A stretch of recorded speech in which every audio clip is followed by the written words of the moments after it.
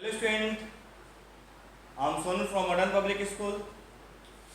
Previous videos में हम लोग मैटर इन आवर सराउंडिंग का रिवीजन कर रहे हैं और पिछले वीडियो में हम लोग सॉलिड लिक्विड गैस की जो फिजिकल प्रॉपर्टीज हैं उसके बीच में हम लोग डिफ्रेंशिएट भी किए हैं। आज हम लोग पढ़ने वाले हैं, रिवीजन करने वाले हैं क्या, डिफ्यूजन। डिफ्यूजन क्या होता है? आप लोग डिफ्यूजन के बारे में जान रहे हो। द स्प्रेडिंग आउट या the mixing of two substance due to the particles of motion. बोलेंगे the mixing out two substance due to the particles of motion. Particles of motion कहने का मतलब है कि जो हम पिछले क्लास में हम लोग जो देखे हैं, मैटर पार्टिकल से तैयार होते हैं और पार्टिकल्स जो है कॉन्स्टेंटली मूव करते हैं, है ना। तो कॉन्स्टेंटली मूव करते हैं, इसी मूवमेंट की वजह से, इसी मोशन की वजह से एक दूसरे के अंदर क्या होते हैं, आसानी से मिक्स कर जाते हैं और उसी चीज को हम लोग क्या बोलते हैं, डिफ्यूजन बोलते हैं। स्टूडेंट, अगर डिफ्यूजन देखा जाए, जैसे हमारे पास फिजिकल अगर बात करते हैं सॉलिड, लिक्विड और गैस बात करते हैं, तो डिफ्यूजन देखा जाए तो डिफ्यूजन में अगर रेट के बारे में बात किया जाए, रेट बोलते हैं कि रेट सॉलिड में डिफ्यूजन ज्यादा होगा, लिक्विड में डिफ्यूजन ज्यादा होगा कि गैस में डिफ्यूजन ज्यादा होगा। तो रेट का बात किया जाए तो रेट में गैस में डिफ्यूजन क्या होता है, ज्यादा होता है। गैस में डिफ्यूजन क्या होते हैं, ज्यादा होते हैं। क्यों ज्यादा होते हैं? क्योंकि गैस के पार्टिकल्स क्या होते हैं, अपार्ट होते हैं और थोड़ा थोड़ा दूर पे होते हैं, इसी के चलते आसानी से क्या हो जाते हैं, एक दूसरे के अंदर मिक्स कर जाते हैं। उसके बाद क्या आता है, लिक्विड आते हैं। गैस के बाद क्या आता है, लिक्विड आता है और लिक्विड के बाद क्या होते हैं बाबू, सॉलिड होते हैं। ऐसा बिल्कुल आपको नहीं सोचना है कि सॉलिड के अंदर डिफ्यूजन नहीं होता है, ऐसा नहीं है। आप कंफ्यूजन होंगे कि सर सॉलिड के अंदर डिफ्यूजन नहीं होता है, ऐसा नहीं सोचेंगे हम। सॉलिड के अंदर डिफ्यूजन होता है, लेकिन उसकी जो रेट होती है वो रेट काफी क्या होता है, काफी स्लो होता है और काफी कम होते हैं। ठीक है, तो डिफ्यूजन की बात किया जाए तो डिफ्यूजन सबसे ज्यादा गैस में होगा, उसके बाद लिक्विड में होगा, उसके बाद तब सॉलिड्स के अंदर होंगे। सॉलिड्स के अंदर डिफ्यूजन होगा, लेकिन यहां रेट क्या होंगे, रेट वेरी लो। रेट क्या होगा, काफी कम होंगे। ठीक, तो डिफ्यूजन का मतलब क्या हो गया, सेपरेटिंग ऑफ या mixing of two substance due to the motion of the particles, that is called diffusion. अब हम लोग बात करेंगे टेम्परेचर के ऊपर।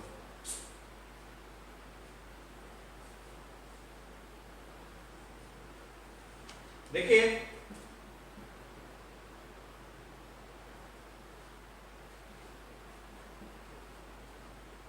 टेम्परेचर, जैसे टेम्परेचर बोलते हैं तो टेम्परेचर से आपके दिमाग में आता है, टेम्परेचर का मतलब हाउ समथिंग इज हॉट और कोल्ड। टेम्परेचर जैसे बोलेंगे तो ऐसे आपके दिमाग में आता है कि हाउ समथिंग इज हॉट और कोल्ड, मतलब कोई बॉडी कितना गर्म है और कोई बॉडी कितना ठंडा है, दैट्स कॉल्ड टेम्परेचर। ज्यादा गर्म है वो भी उसकी टेम्परेचर हो गई, और उसकी अगर हम बात करेंगे कूलिंग की बात करते हैं, वो भी उसकी क्या है, टेम्परेचर है। तो what is temperature, how something is hot और cold, how something is hot और cold, that is called temperature. Temperature के अंदर आपको मैंने बताया था कि टेम्परेचर का अगर हम एसआई यूनिट बात करें तो कॉमन एसआई यूनिट क्या होता है, डिग्री सेल्सियस। इसकी एसआई यूनिट बात किया जाए तो एसआई यूनिट क्या होता है, डिग्री सेल्सियस इसकी एसआई यूनिट होती है, ये डिग्री सेल्सियस होता है। टेम्परेचर के अंदर टेम्परेचर को मापने के लिए कई सारे स्केल्स नहीं बोलेंगे, 3 टाइप्स के स्केल्स होते हैं। अगर स्केल्स की बात की जाए तो पहला होता है हमारा सेल्सियस स्केल, दूसरा होता है केल्विन स्केल, तीसरा होता है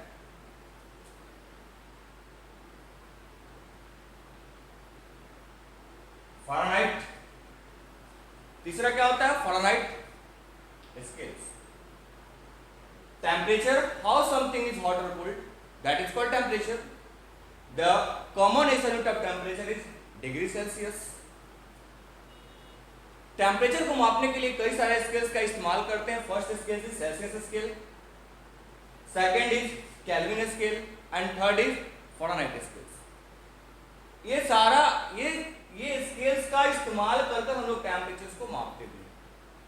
अगर आपकी बात की जाए, अगर मैंने जैसे कुछ क्वेश्चंस आपको दिए हुए हैं, क्वेश्चंस में आप देखे होंगे कि मैंने कहीं सेल्सियस का इस्तेमाल किया है, कहीं केल्विन का इस्तेमाल किया है और कहीं फ़ारेनहाइट का इस्तेमाल किया है।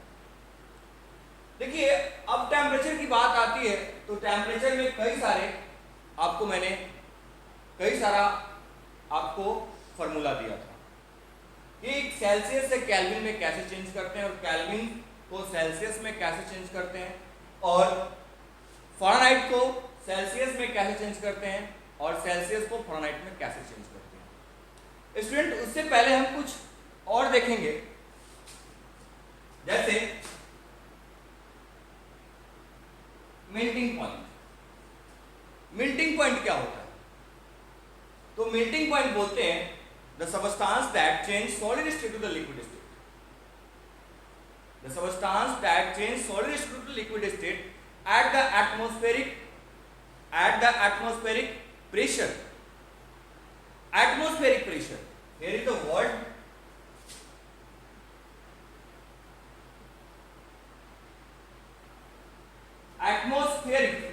एटमॉस्फेरिक का मतलब क्या होता है? आप एटमॉस्फेयर में रहते हैं, आप हमारा अर्थ के पास एटमॉस्फेयर है ना। तो एटमॉस्फेरिक प्रेशर का मतलब होता है कि ऐसा प्रेशर जो हमारे एटमॉस्फेयर के द्वारा हमारे ऊपर एक्सर्ट होता है। एटमॉस्फेयर है, एटमॉस्फेयर में कुछ वेट होगा और वो वेट किधर लगते हैं? हमारे ऊपर लगते हैं। That is called atmospheric pressure, उसको हम लोग बोलते हैं। वैसा प्रेशर जो एटमॉस्फेयर से एक्सर्ट हो, that is called atmospheric pressure. तो मेल्टिंग पॉइंट मतलब क्या होता है? The substance that change solid state to the liquid state by atmospheric pressure, at the atmospheric pressure, that is called melting point। मैंने आपको definition लिखवा दिया है, यानी सॉलिड्स टू लिक्विड गए और उसका क्या हो गया? एटमॉस्फेरिक प्रेशर पे। सेकेंड होता है ये सॉलिड्स को मेल्टिंग बोलेंगे। क्या बोलेंगे बुआ? मेल्टिंग। अब मेल्टिंग पॉइंट, मेल्टिंग डायरेक्ट बोलेंगे सॉलिड टू लिक्विड, और मेल्टिंग पॉइंट का मतलब क्या हो गया? टेम्परेचर आएगा, एक ऐसा टेम्परेचर जिसपे सॉलिड स्टार्ट हो मेल्ट करना और लिक्विड स्टेट में पहुंच जाए, उसको हम क्या बोलेंगे? मेल्टिंग पॉइंट बोलेंगे। नेक्स्ट है हमारा बॉइलिंग। बॉइलिंग किसको बोलते हैं? बॉइलिंग का मतलब होता है कि liquids start to vapors at the atmospheric pressure, that is called boiling। and boiling point क्या होगा? the temperature that required to liquid change into the boiling or evaporate, that is called boiling point। और उस point को हम क्या बोलेंगे? boiling point बोलेंगे। अब बात करते हैं कुछ फॉर्मूले की।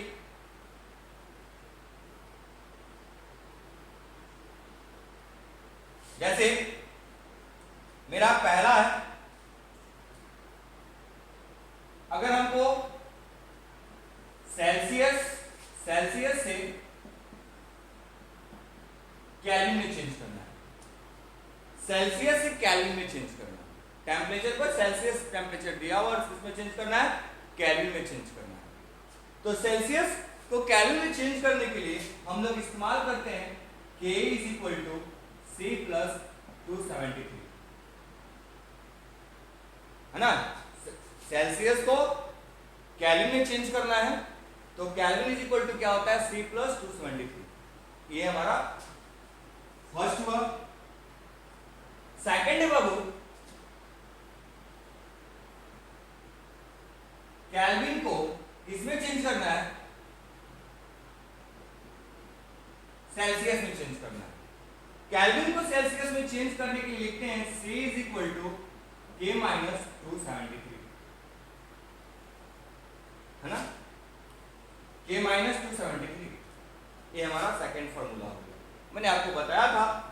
पिछले क्लास आप जैसे आप अभी मैं रिवीजन करा रहा हूं, तो आई होप ये सब आपको याद होगा, ये सब आप चीज ये सारे आप याद किए होंगे और इस पर कई सारा न्यूमेरिकल भी आप बनाए होंगे।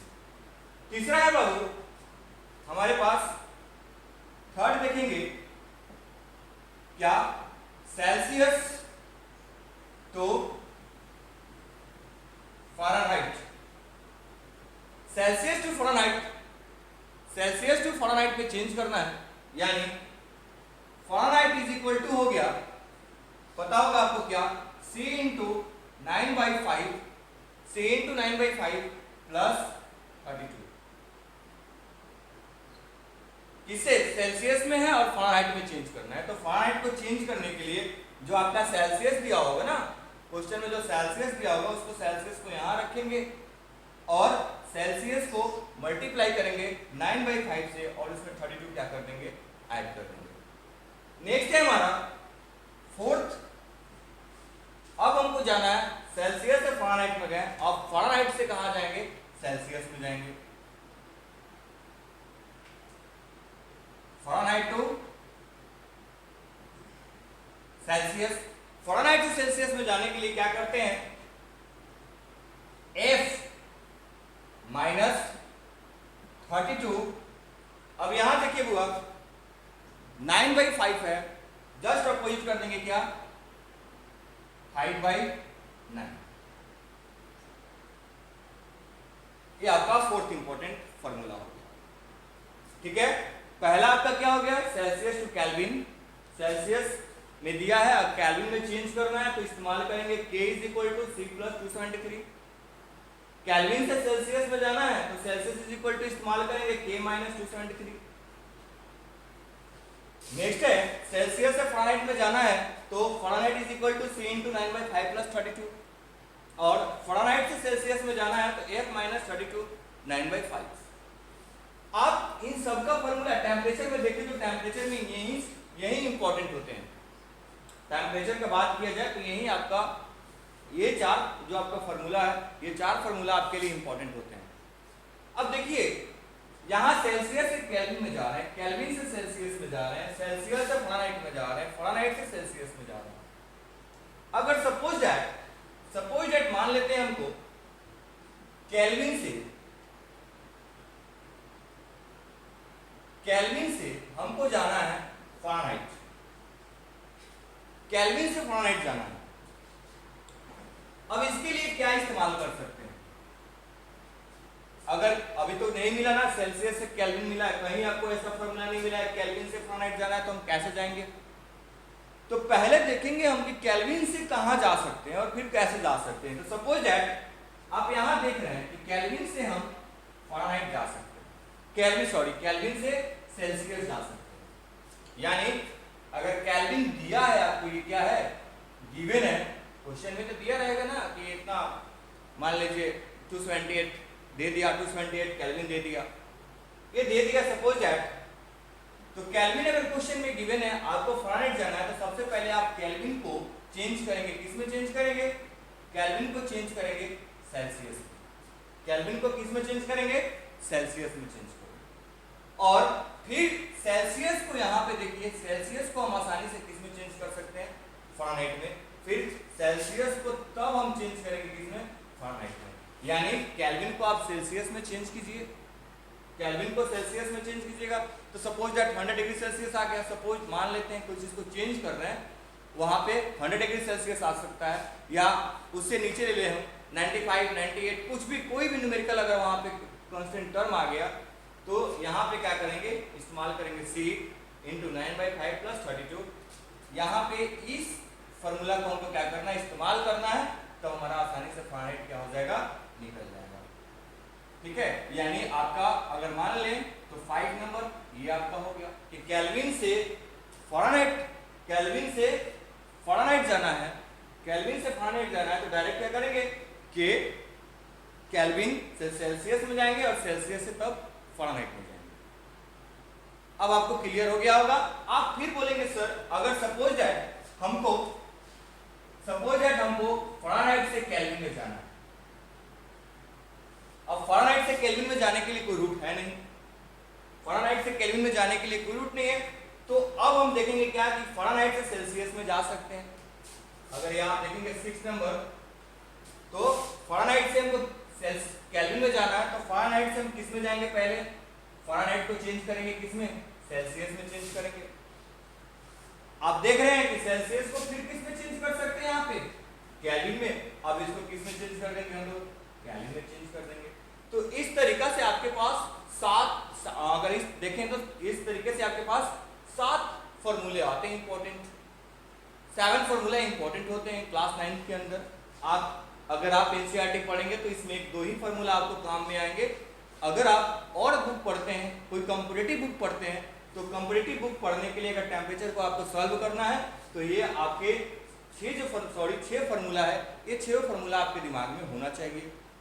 ये आप ये जान रहे हैं आसानी से, ये भी आपको पता हो गया, ये भी आपको पता हो गया, ये आपको पता हो गया। केल्विन से फ़ारेनहाइट जाना है तो इसके लिए थोड़ा सा 2-3 स्टेप करना पड़ता है हमको। फ़ारेनहाइट से केल्विन के पास जाना है तो ये भी आपको 2-3 स्टेप में आपको आना पड़ता है। तो ये ओवरऑल टेम्परेचर के ऊपर की बात है। अब हम बात करते हैं वाटर के ऊपर। आप वाटर के ऊपर बात करते हैं। आप जानते हैं कि वाटर ही एक ऐसा होता है जो तीनों स्टेट में आसानी से तीनों स्टेट में आ जाते हैं। सॉलिड में भी आ जाते हैं, लिक्विड में भी आ जाते हैं और गैस में भी आ जाते हैं वाटर। तो अगर हम बात करें सेल्सियस स्केल में उसकी वैल्यू कहां से कहां तक होती है? तो सेल्सियस स्केल की बात की जाए हुआ तो 0 डिग्री उसकी मेल्टिंग, 0 डिग्री उसकी अगर हम बात करें तो वहां पे फ्रीजिंग पॉइंट भी हो जाता है, और स्टार्ट करें तो मेल्टिंग पॉइंट भी आ जाते हैं 0 डिग्री सेल्सियस से। 0 डिग्री टू 100 डिग्री सेल्सियस होता है। कितना? 0 डिग्री क्या हो गया? आइस स्टेट हो गया। वाटर के लिए बात कर रहे हैं, किसके लिए? वाटर के लिए बात कर रहे हैं। वाटर के लिए बात कर रहे हैं किसमें? सेल्सियस में बात कर रहे हैं। तो सेल्सियस में बात करेंगे तो 0 डिग्री सेल्सियस ये क्या किसकी फॉर्म करेगा बाबू? वाटर के लिए ये फॉर्म हो गया, आइस के लिए फॉर्म हो गया। किसके लिए फॉर्म हुआ? आइस के लिए।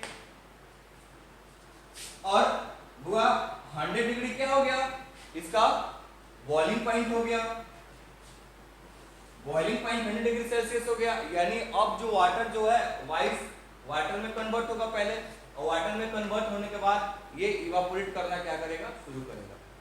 तो सेल्सियस स्केल में 0 डिग्री का मतलब हो गया आइस स्टेट, और 100 डिग्री का मतलब हो गया just start to the evaporate, मतलब just start to the vapour form, just start to vapour form. अब वो वेपर फॉर्म के लिए क्या हो गया? वाटर जो था वो अब शुरू हो गया।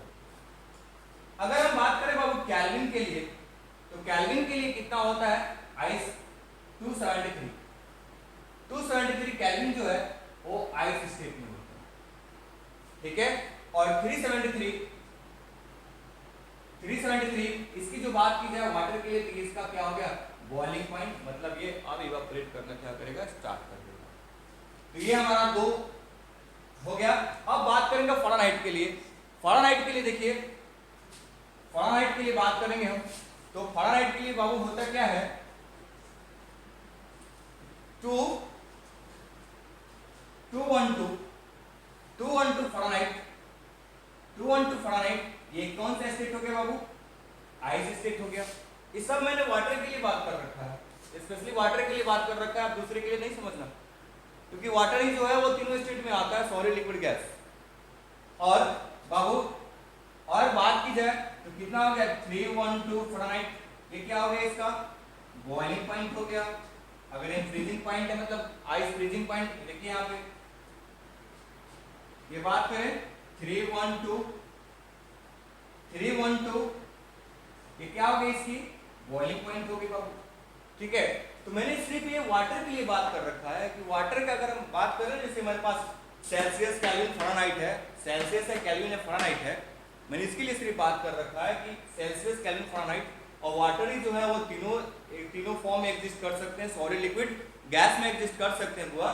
तो अगर हम बात करें सेल्सियस में, वाटर कितना डिग्री सेल्सियस पे आइस के स्टेट में आएगा? तो होगा 0 डिग्री। आप कंफ्यूज नहीं होंगे। अब बोलेंगे 0 डिग्री पे वो मेल्ट भी करना शुरू होता है और सॉलिडिफाइड भी होना शुरू हो जाता है,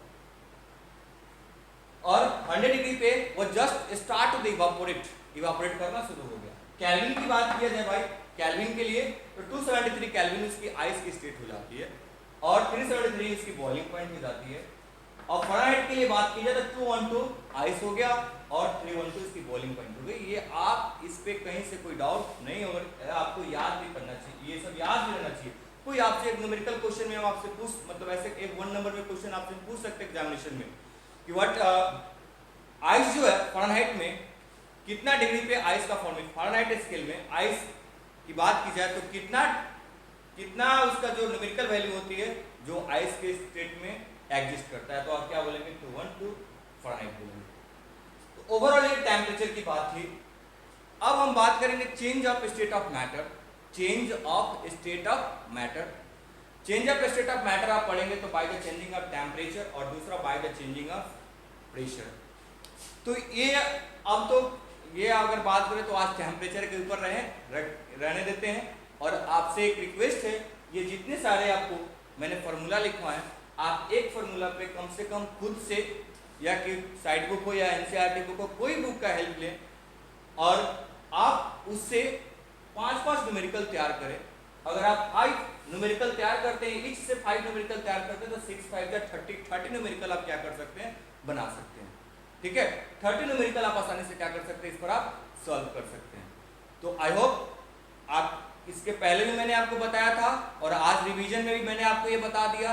अब ये आपके में क्या हो गया, परमानेंट आपके दिमाग में बैठ गया होगा और आप इस फॉर्मूले का फर्दर, मतलब आप अगर कोई पूछता है चेंजिंग करने के लिए तो आप आसानी से इसको क्या कर सकते हो, चेंज कर सकते हो।